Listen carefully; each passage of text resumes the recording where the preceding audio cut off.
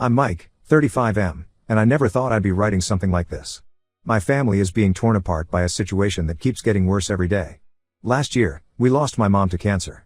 She fought hard for 3 years before passing away at 65. Throughout her illness, my dad, 68M, was incredible.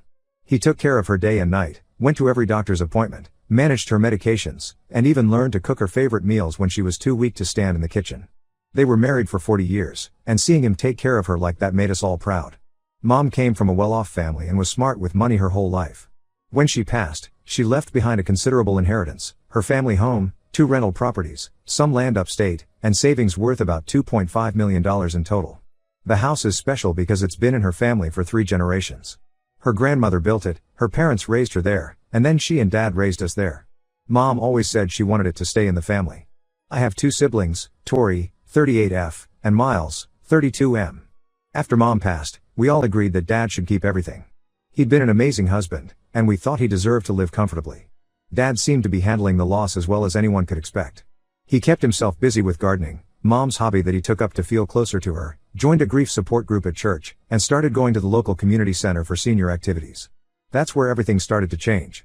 3 months ago, Dad met Gabby, 66F, at one of the center's game nights. When he first mentioned her, he was excited to tell us that she was his high school girlfriend before he met Mom.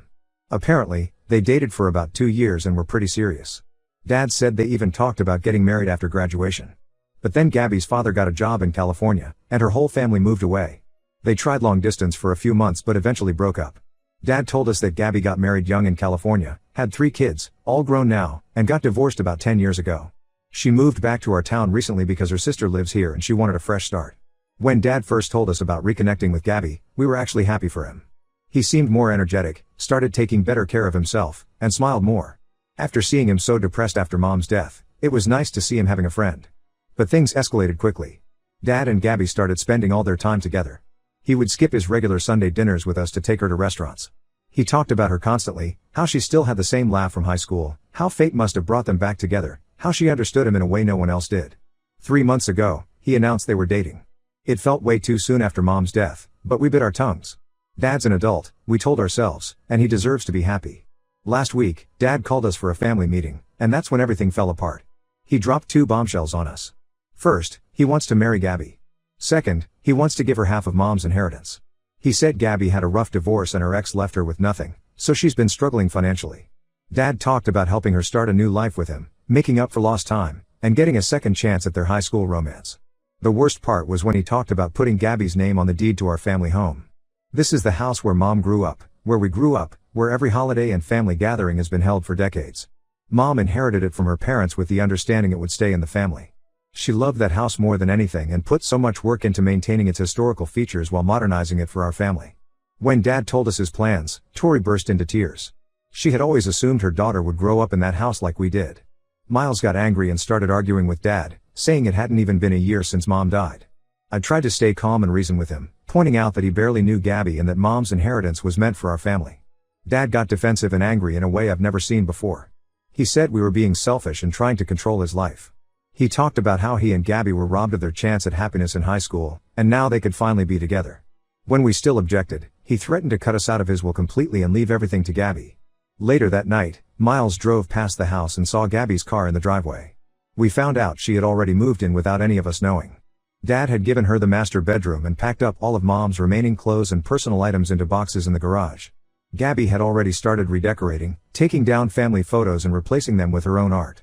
Tori went to check on Mom's jewelry collection, pieces that had been passed down through generations, and discovered that Gabby had been pressuring Dad to sell it. She told him they could use the money for a cruise or to buy a condo in Florida.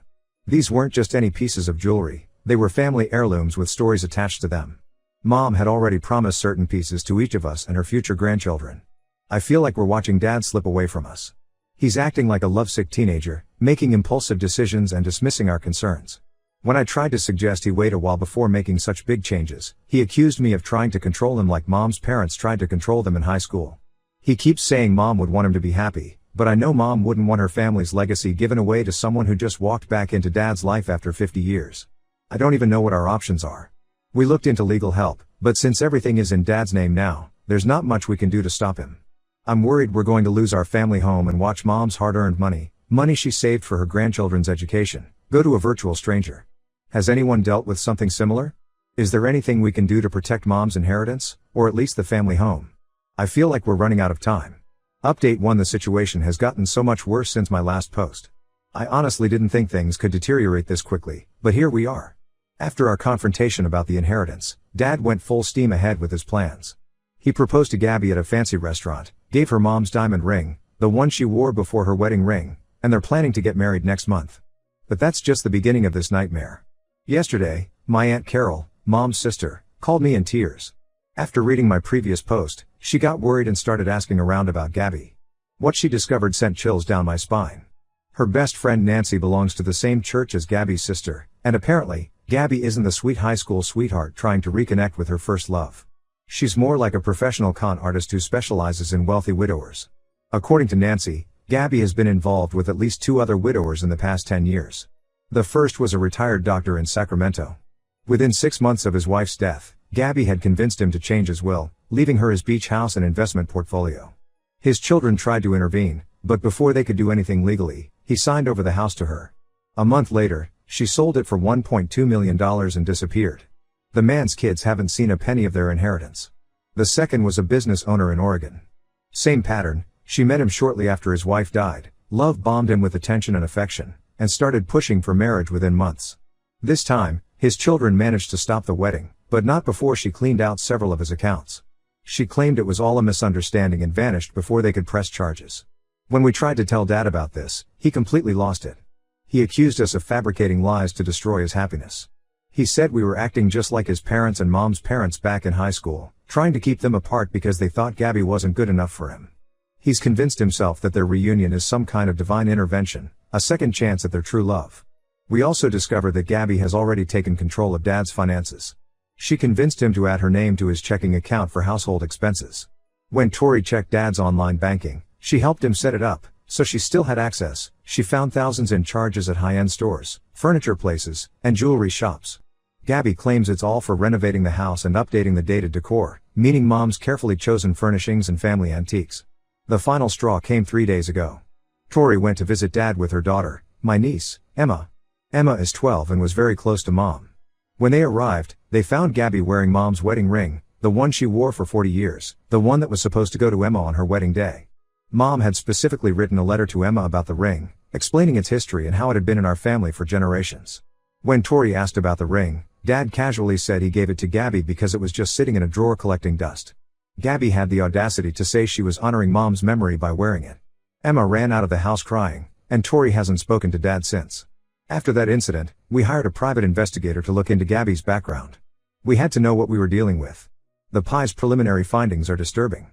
Gabby has changed her legal name twice in the past 15 years.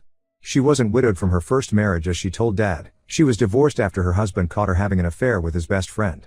Her second husband didn't die of natural causes like she claimed.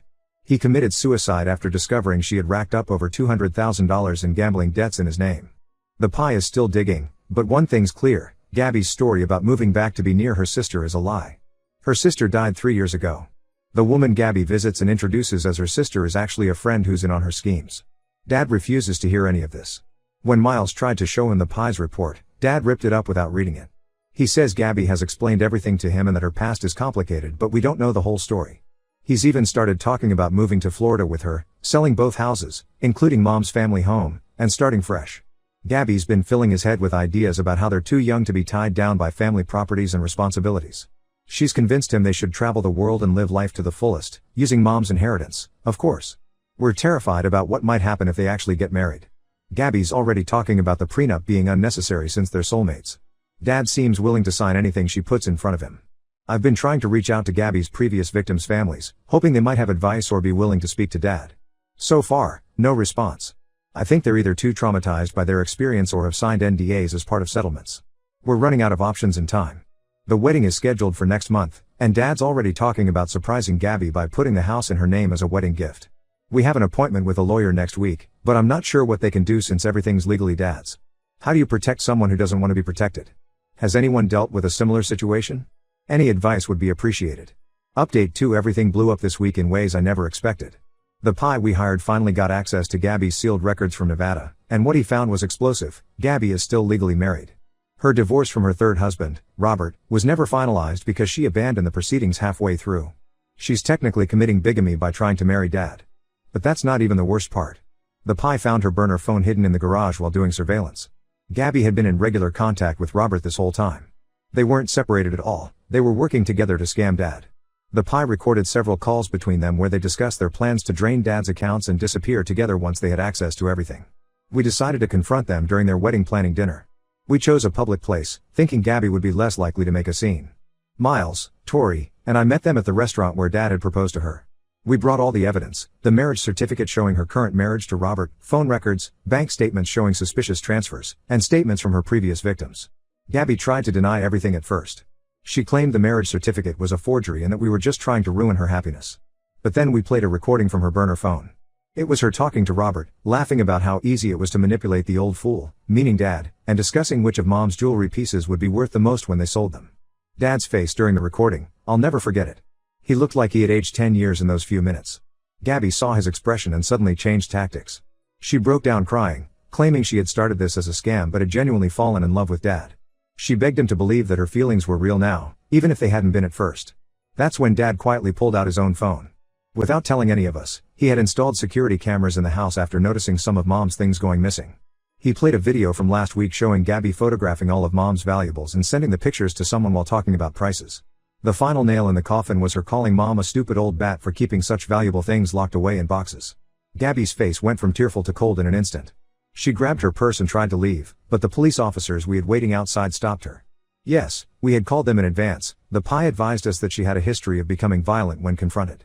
After she was taken away, Dad collapsed in his chair. He looked broken. We took him home and discovered just how much damage Gabby had done. She had already transferred nearly $100,000 from his accounts to hers through multiple small transactions so they wouldn't raise red flags. She had also pawned several pieces of Mom's jewelry, claiming they were family pieces of her own. The next few days were a blur of police statements, bank investigations, and tears. Dad kept apologizing for not listening to us. He was embarrassed and ashamed, especially after learning that Gabby and Robert had pulled this same scam in 3 other states. They would target wealthy widowers, with Gabby playing the role of the returning sweetheart while Robert posed as her supportive ex who gave them his blessing. We found Gabby's notebook hidden in the guest room closet. It contained detailed notes about Dad's routine, his finances, and even his medications. She had been planning to increase his sleeping pill dose once they were married, making him too groggy to notice money transfers. She had already contacted a realtor about selling the house, forging Dad's signature on some preliminary paperwork. The whole thing was so calculated, so cruel. Dad's having a hard time processing how thoroughly he was deceived. He keeps saying he should have known it was too good to be true, that real love doesn't happen that fast or come with so many demands. The police are involved now, and we're working with the bank to recover the stolen money. They've frozen Gabby's accounts, but we're worried she might have transferred some of it to offshore accounts. Robert was arrested trying to cross the Canadian border with some of Mom's jewelry. Update 3. I wanted to give one final update on the whole Gabby situation. The past few months have been a roller coaster, but things are finally settling down. The police investigation revealed that Gabby and Robert had scammed elderly widowers across 5 states, not just 3 as we initially thought. They had this down to a science. Gabby would find targets through grief support groups or community centers, and Robert would handle the money laundering through a network of fake businesses. We managed to recover about $85,000 of the $100,000 Gabby stole from Dad's accounts. The remaining money had been spent on luxury items, which she had already shipped to a storage unit in Canada. The police found most of Mom's jewelry in that same storage unit, along with items stolen from other victims. Apparently, they never sold the jewelry immediately, they waited months or even years to avoid detection. Gabby is facing multiple felony charges, attempted fraud, bigamy, grand theft, and identity theft. She took a plea deal to avoid a longer sentence but still got 8 years. Robert got 12 years because this was his 3rd conviction for fraud. The prosecutor said they found evidence of at least 7 other scams they had pulled together, but many victims were too ashamed to come forward. Dad's doing better now, though he has his bad days. He was devastated to learn that Gabby had been mocking Mom in text to Robert, calling her the dead competition and joking about redecorating the old Bag's house. Finding out that their high school relationship wasn't even real, Gabby had dated Robert since they were teenagers and had targeted Dad even back then, hit him hard. We've made some changes to prevent anything like this from happening again. Dad transferred all of Mom's inheritance into a family trust that requires 3 signatures, his and 2 of us kids, for any major withdrawals or property sales. He's also put the house in a separate trust for his grandchildren, just like Mom wanted. Mom's jewelry has been properly cataloged and stored in a bank vault.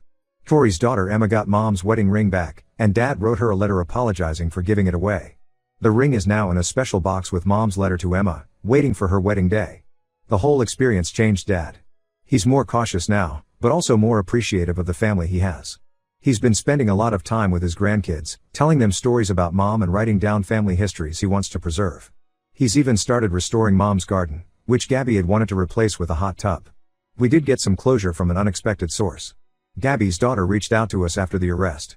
She hadn't spoken to her mother in years and wanted us to know that Gabby had done the same thing to her father, draining his accounts before running off with Robert when she was just a kid.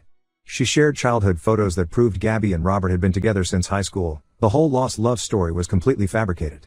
The support from the community has been overwhelming. Other families who were almost victims of Gabby and Robert's scams have come forward, and we've formed a kind of support network. We're working with local senior centers to educate people about romance scams targeting widowers. Looking back, I'm grateful we trusted our instincts and fought to protect Mom's legacy. Dad says the whole experience taught him that sometimes the best way to honor someone's memory is to protect what they worked so hard to build. Mom's inheritance will stay in the family, just like she wanted, and maybe that's the silver lining in this whole mess.